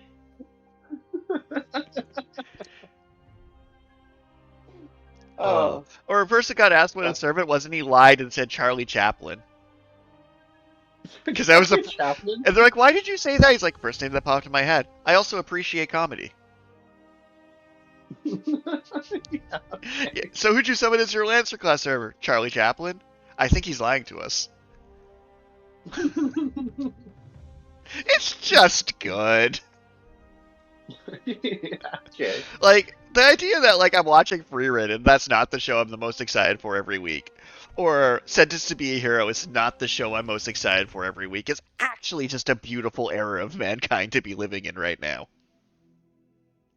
Like, I'm like, oh, I have a day off, what am I gonna watch? And, like, Frieren, the thing I've said, like, yeah, award-winning Lord of the Rings caliber Frieren, is the third show I put on. That's crazy. But did you know there's a Trigun sequel to the reboot of Trigun? Yeah, that hasn't even made my list this season, hence my best season of anime remark. I'll get to Trigun eventually. There's a freaking Digimon series airing that I'm just waiting till it comes out dubbed. Yeah, okay. I put Digimon on I was scene. I was just looking at new anime from the season, and I've seen the Trigun Stargaze on there. I was like, well, is that actually new? But apparently it's this season. Yeah, so they rebooted Trigun to follow the manga, and that's the Right. sequel to the reboot. And I will watch that at some point because it's gonna be real cool. But that's me gushing at this season right now, being like, I'll get to it when I get to it. I got enough stuff to watch. It's really Fair up there, enough. though, between Sentence Be a Hero and Fate Strange Fake. I think if I wasn't already a Fate fan, where they're, like, bringing together tons of lingering plot arcs from, like, 5 different so all the Fate shows didn't feel like they were related until Strange Fake happened, where they all became related. Like, the dude from Fate, Weber from Fate Zero is one of the main characters in Fate Strange Fake, as a begrudged old professor being sick of this bullshit. Yeah, okay. So, like, a lot of, like, things are going on. Also, they're doing the My Hero Academia Vigilante spin-off right now. Yeah, okay. And to talk at that, but not at length, My Hero Academia's original anime run finished, like, last season. Right. My Hero Academia stuck the landing pretty good. You've heard me give my rant that they, like, somehow shoved the entire events of the whole series into one year for some reason. Yeah, just one. Okay, sorry. Go ahead. Yeah. So, like, My Hero Academia has some pacing issues. They end the show, have a little time skip. It ended fine. My Hero except I don't... Deku loses his power, gets an Iron Man shoot. The main thing that's funny about that is the entire audience is like, wait a minute. Wouldn't have Deku been more interesting if he didn't have a quirk the whole time? Like, if he was just Iron Man? If over the course of the show he kept building himself new gadgets and by the end of it was Iron Man? Because his suit specifically has, like, versions of every one of his classmates' powers.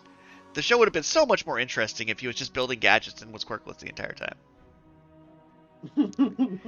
So My Hero Academia Vigilante's first season was interesting because it followed other characters in the world. But is suffering from Marvel syndrome in second season of... They keep, like, diving into side characters from the main show. Like, they did, like, a 2-episode Eraserhead flashback. I'm like, this isn't his show. And it's annoying, because they keep giving screen time to characters from the main series, even though it's a prequel. And I'm just like, have enough faith in the story you wrote that we don't have to give up 15 minutes of my Spider-Man movie to Iron Man.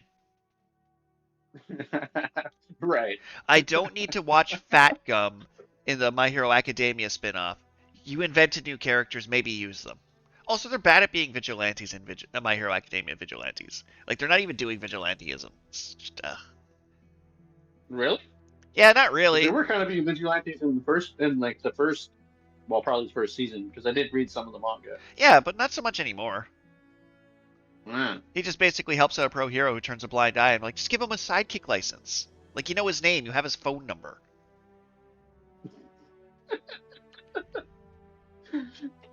It's like, also he's an adult, so like, Isn't the old man Punchy McPunchface? Is he actually a hero?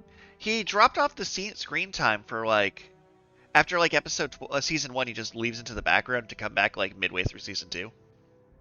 Huh. And he was a former pro hero, which is ironic because that means he was technically licensed to be doing all this. Because then, like, Punchy McPunchface was like one of the highlights, I thought. Yeah, so we learned that Punchy McPunchface, because they felt the need in season 2 to tie it all back to the main show, lost his powers to All for One's power stealing shenanigans. So he's like, I used to have a quirk, but now I don't, so I just punch people. But what that inadvertently did, which I cannot stress enough, is, wait, you're a licensed pro hero who lost your powers. Are you even committing a crime? Are you even a vigilante then? Like, if a police officer loses their gun, they're still a police officer. Like, I suppose. So it's like, what is your struggle then? Like, there is no reason for you to be like, well, I left my friends and families behind to become a rogue vigilante. But there's no reason to do that, though. You were already good. It wasn't illegal to not have a superpower. Anywho, My Hero Academia, it's done. It was okay.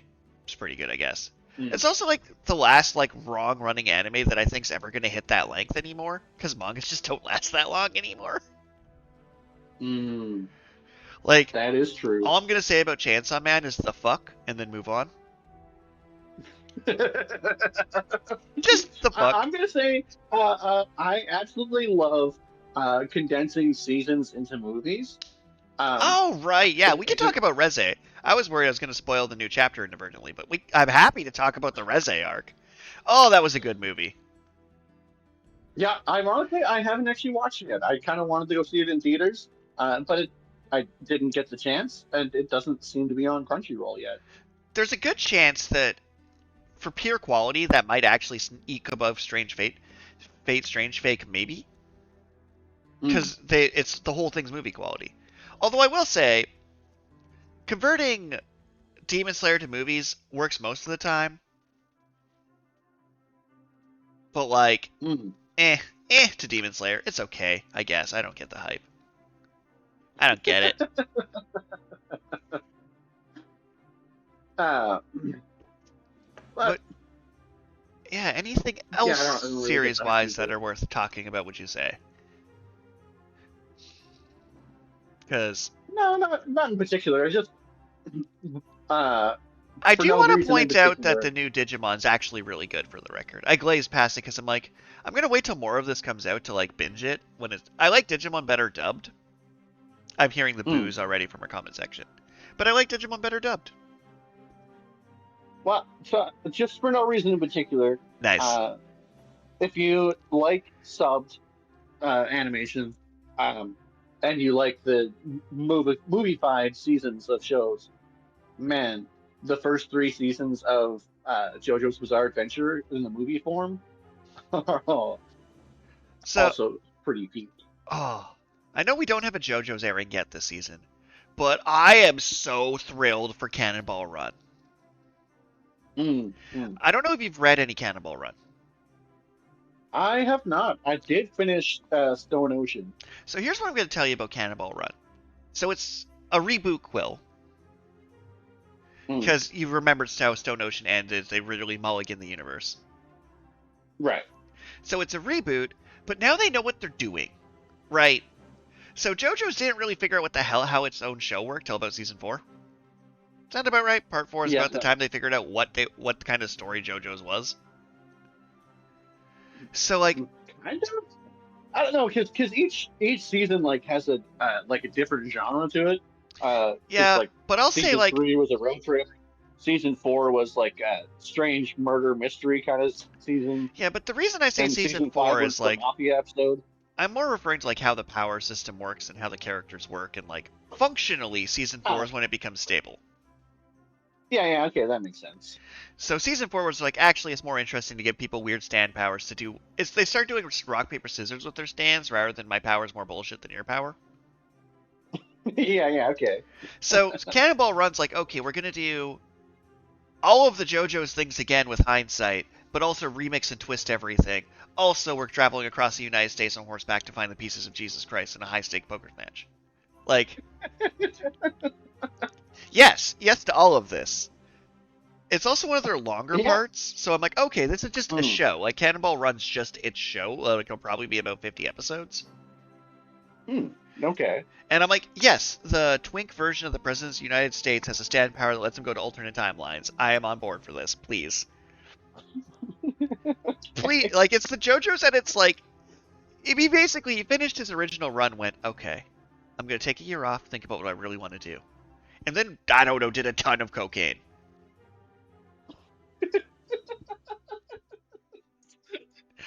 That's what he wanted to do. And then build a bunch of business expenses. He's like, yeah, I go on trips for writing inspiration, and then builds a tax expense to just go tour him. So he did the tour himself in person of what his racetrack was going to be and visited all the places before writing it. Huh. Yeah. Dedication. So, like, I am stoked for that. That's going to be sick. JoJo's is so stupid. It makes me happy. It's like the anime I talk about the most out of context to classmates. I'll be like, yeah, sure, you really enjoyed reading some Hemingway, but did it have a character do a slow motion drop stick so a vampire would catch both his feet so he could aggressively do the splits and karate chop him with solar magic? I don't think so. I think what you watched was less interesting. I'm sorry. JoJo's Bizarre Adventure is extremely aptly named. Also, has weirdly good ever since they started the Stone Ocean reboot, I don't know, 10, 20 years ago, has weirdly good production values to match how stupid it is. It's great. It's also just gets not talked about, but also it's weird. It's like, how can I put it? JoJo's is like the new Battlefield or Call of Duty releases, where no one's gonna give it praise, but on a technical level, you kind of gotta acknowledge it. Well, and the artist is a legend. Actually, he's a legend that's actually draws inspiration from classical art, and so people who are in that scene are yeah, this is amazing stuff that mirrors styles that they are impressed by, and then it's just this dumb my power is more busted than your power stands and his interest in, well, you know what's fascinating about JoJo's, and to a certain extent to Sentence to Be a Hero as well, anime over the last 30 years of our lives has went through stylistic shifts over time, right? Right.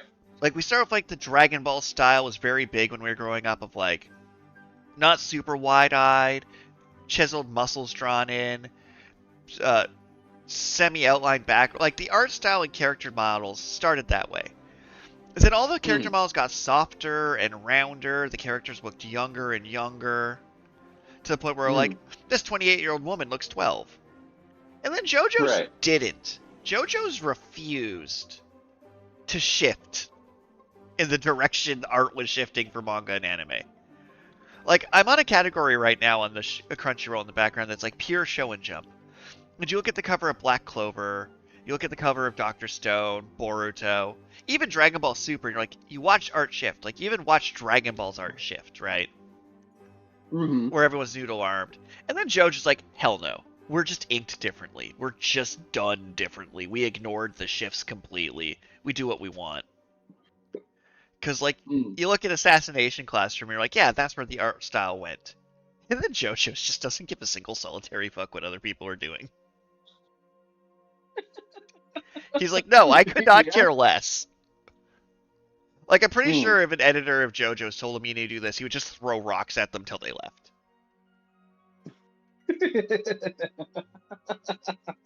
Yeah, probably. Although it's funny to listen to some of Oda's recent interviews where he's like, yeah, the one live-action One Piece means I don't have to fight with my editors or Toei about decisions, so I can make this character have melanin in the, be melanated and be of different ethnicities, where Toei didn't like that. I'm like, oh no. Wait, how much of... I'm like, my constant debate of how woke is Oda being like, oh, wait a minute, how much was he held back by Shonen Jump being like, you can't do this. You can't give this woman a speaking role in this manga.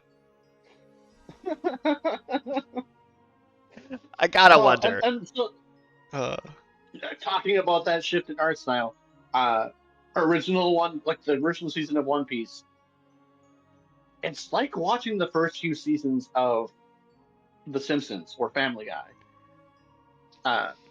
Because it's just been on so long that the animation style is completely different. And then I talk about art style, and it's like Nami started out human, reasonably sized. I'm just gonna say human. Now it's like every female character is ridiculously overly busty for the fan service, and it's like when you adapt that to live action, that's definitely something that just doesn't happen. Well, what's really funny is like, so you know how algorithms try and put things into your feed specifically to make me mad? Like that's just how technology works. Right. So things like snuck into his feed be like, live action One Piece. Fans disappointed by Nami's lack of I'm like, no one's actually disappointed by this. Just stop. If you're a human being who looks at Emily Rudd and thinks, yeah, she really needs to be wearing giant novelty fake breasts the size of her head to play this role, go take a shower, clean the gunk out of your fingernails, and go step outside. Because if you honestly believe that is a problem to justify whether you watch a piece of media, you're broken. You're just broken as a human being. If that's a sticking point for you as a person. Like, if you actually saw a human being with Nami's proportions, you'd vomit because it'd be a medical nightmare. Like, you'd be like, oh god, like, that's a horror monster. That's a Baba Yaga. Like, not the John Wick one, like the actual one. If you're watching anime for the fan service, don't. There's a good chance you should probably move to Epstein's Island. Yeah. But seriously, if I offended anyone with my rant there, unsubscribe to this podcast. And if I offended you, anyone with that, then subscribe to this podcast and just listen for the hate.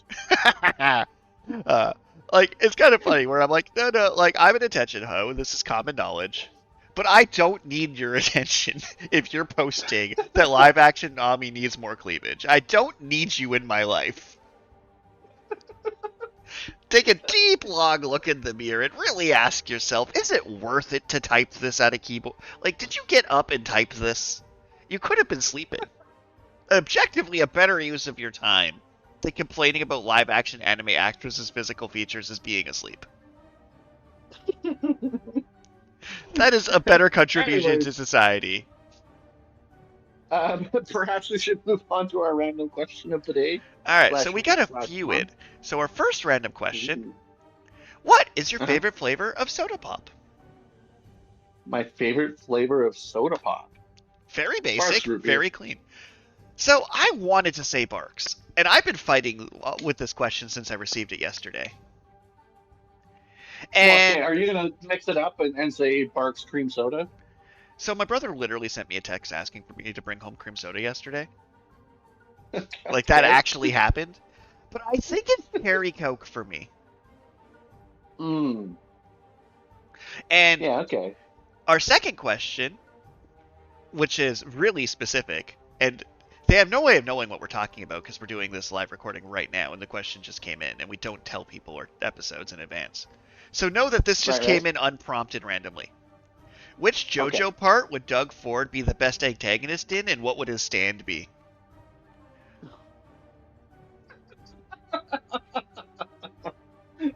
Oh, which JoJo part would he be the best antagonist in? So, because he's Canadian, I like. Here's a hot take. I think a JoJo's part taking place in Canada in Saskatoon would actually be inspired. So I'm putting Doug Ford as the antagonist in like a missing chapter between part 2 and part 3. I'm going like early settle. Like I want to go like 1930s, 40s, like Canada. So I'm feeling like this is a Joseph Joestar situation. So I'm going like he just cheated on his wife, came back from Japan, is in Canada, and is dealing with Doug Ford, trying to cancel education as he's trying to get his marine biology degree. Or so. No, part 3 takes place after it, after defeating Dio, where Jotaro is in Canada to get his marine biology degree at University of Toronto, and Doug Ford is an evil stand user, and his stand's ability is privatization, where when he punches something, if they don't pay him a tithe, they explode. So his stand slaps you, and then you have like it's some kind of contract-based stand that like slaps you, and he like generate like if you don't pay the tithe, you die. I'm trying to figure out exactly how that would work. I'm also really partial to his stand being a megaphone that makes things that he says through it sound more reasonable.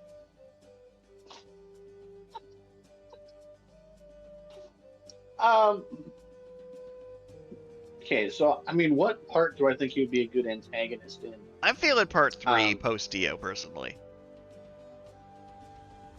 Yeah, well, see, I kind of think, firstly, part 4 is my favorite part of my favorite season.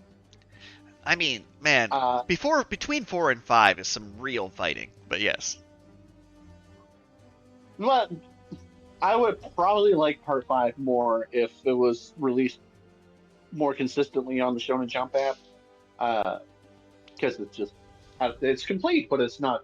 They finished Stone Ocean on Shonen Jump before they finished re-releasing all the Vault chapters for part 5 for the Mafia Golden Wind. That's what it is. I have Stone Ocean rated weirdly high, but I find Jolene amusing.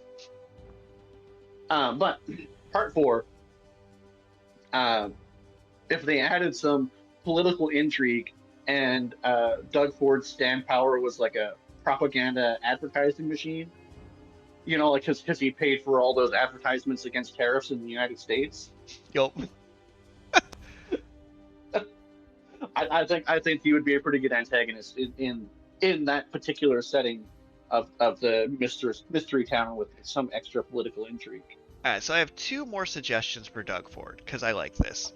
So this one's kind of a hot take, but Doug Ford, early Canada, part 7, like Stoneball Run, is a vampire, doesn't have a stand. It's just straight up a vampire. Because Doug Ford, looking and sounding how he does, but being a vampire, like chonky middle-aged Homer Simpson type, being an actual vampire is amazing. Like, admit it. The idea you'd go to his rally and just go, and bites you is really funny.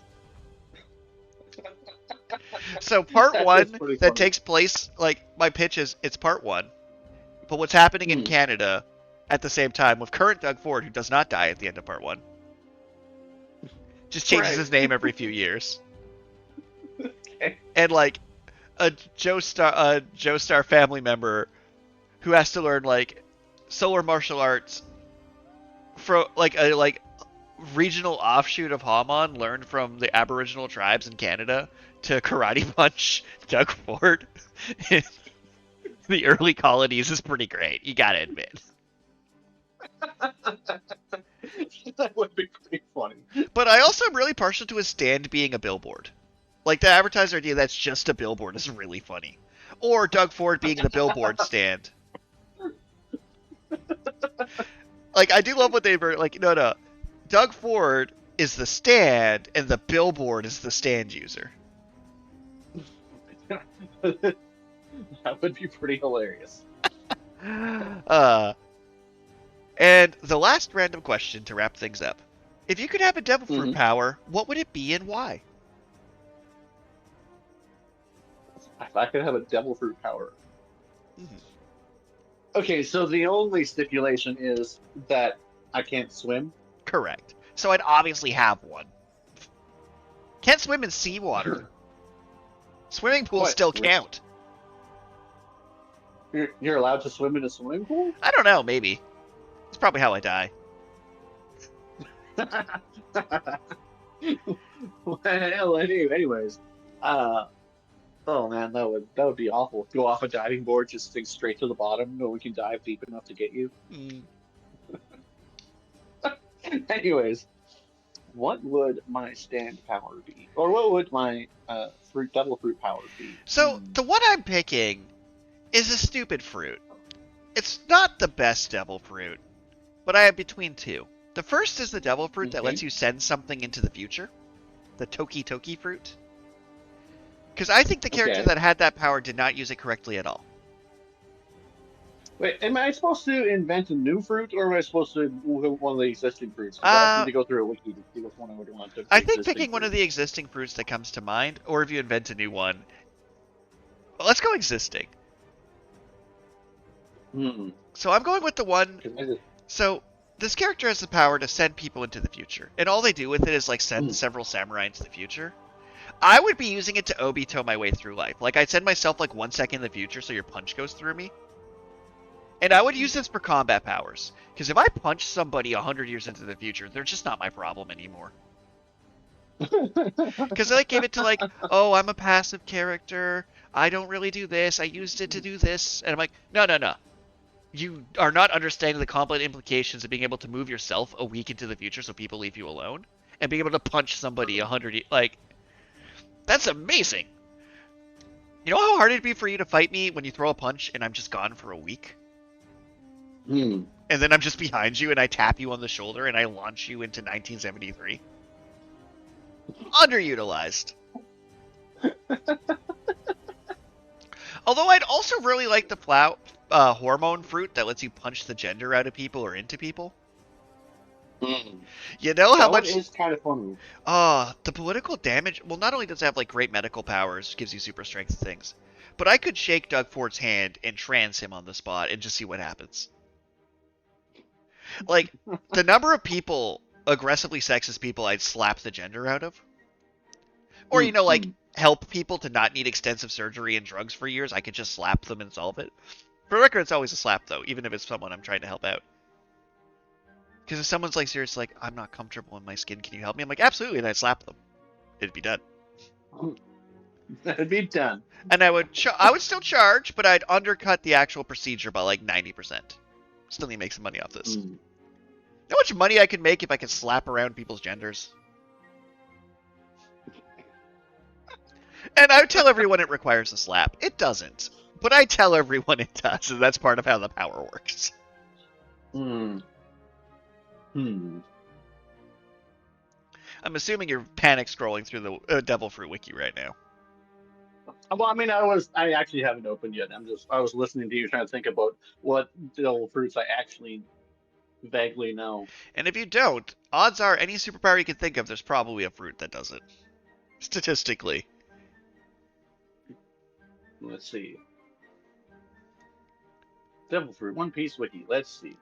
What do they have a list? Drugs. Oh. Origin, appearance, blah, blah, blah, blah. Types. Okay.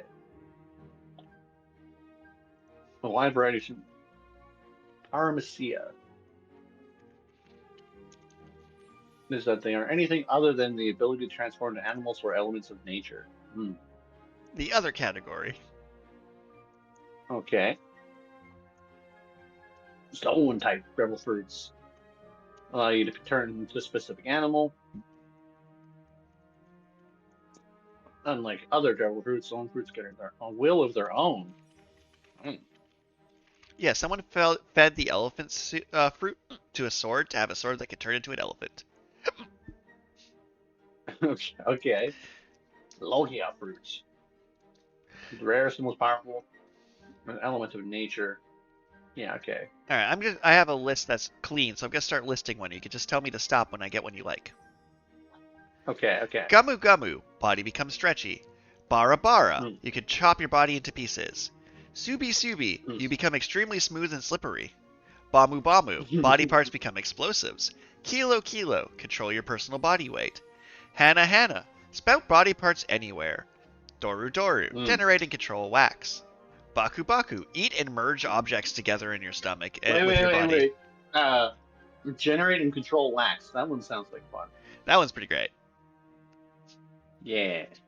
This list goes for a very long time, including things such as turning people into toys, making unbreakable barriers, swimming through solid ground, producing sticky flammable mucus, turning objects into flags, trapping people inside books, creating and controlling biscuits, Right. transforming into light itself, turning into a cow, sun god rubber powers, 8-headed serpent, divine ice wolf, and a squirrel that turns into a hammer. Or a hammer that turns into a squirrel? I think it's a hammer that turns into a squirrel. Yeah, okay. Alright, but with that tangent, thank you everyone for tuning in to Karl and Richard Presents Deep Space and Dragons, the Karl Show starring Dr. Karl. And if you have your random Dr. questions, Karl indeed. send them in to be put in a lottery to win a signed copy of the Waltz of Blades, or maybe some of our merch, because we have merch. Yeah, we got merch, including a mug. Indeed. Although it is funny that I had someone from my campus win the last draw, so I just signed the book and handed it to them. I feel like I should have put it in an envelope or something so they had to unwrap it, but such is life. Such is life. Although it is But yeah, funny thank that you for listening. Although it is funny that there's a non-zero chance that one of my students from my tutorials listens to this, sends in a question, and wins a prize. So, like, they'll be in tutorial. I'll be like, before you write the exam, here's your signed copy, and explain nothing. Well, they gotta know that you're the same person, don't they? Like, Yeah, but the other students are the ones that'd be deeply baffled. yeah. That's Oh no, it'd be so much funnier if they thought I was a different Richard. Oh, they're just an unrelated fan of the podcast. I want that. I want them to not connect these dots. That'd be impressively hard to do, to not realize that these are two separate Richards. that would be impressive. Like, I see someone with a Deep Space and Dragons custom t-shirt they made with their Karl tattoo, and they have no idea I do this podcast. Ugh, cinema. Better than JJK Season 3. Yeah. I don't know. Stay hydrated, folks. Have a good day, and I think you all deserve a little treat. I bought cinnamon buns from IKEA for $1.50. Not a sponsor, just a good use of $1.50. Bye. I've never tried the meatballs there, but They're delicious. Whatever animal they're made from is tasty. bye. Bye. Oh man. IKEA, don't sue us.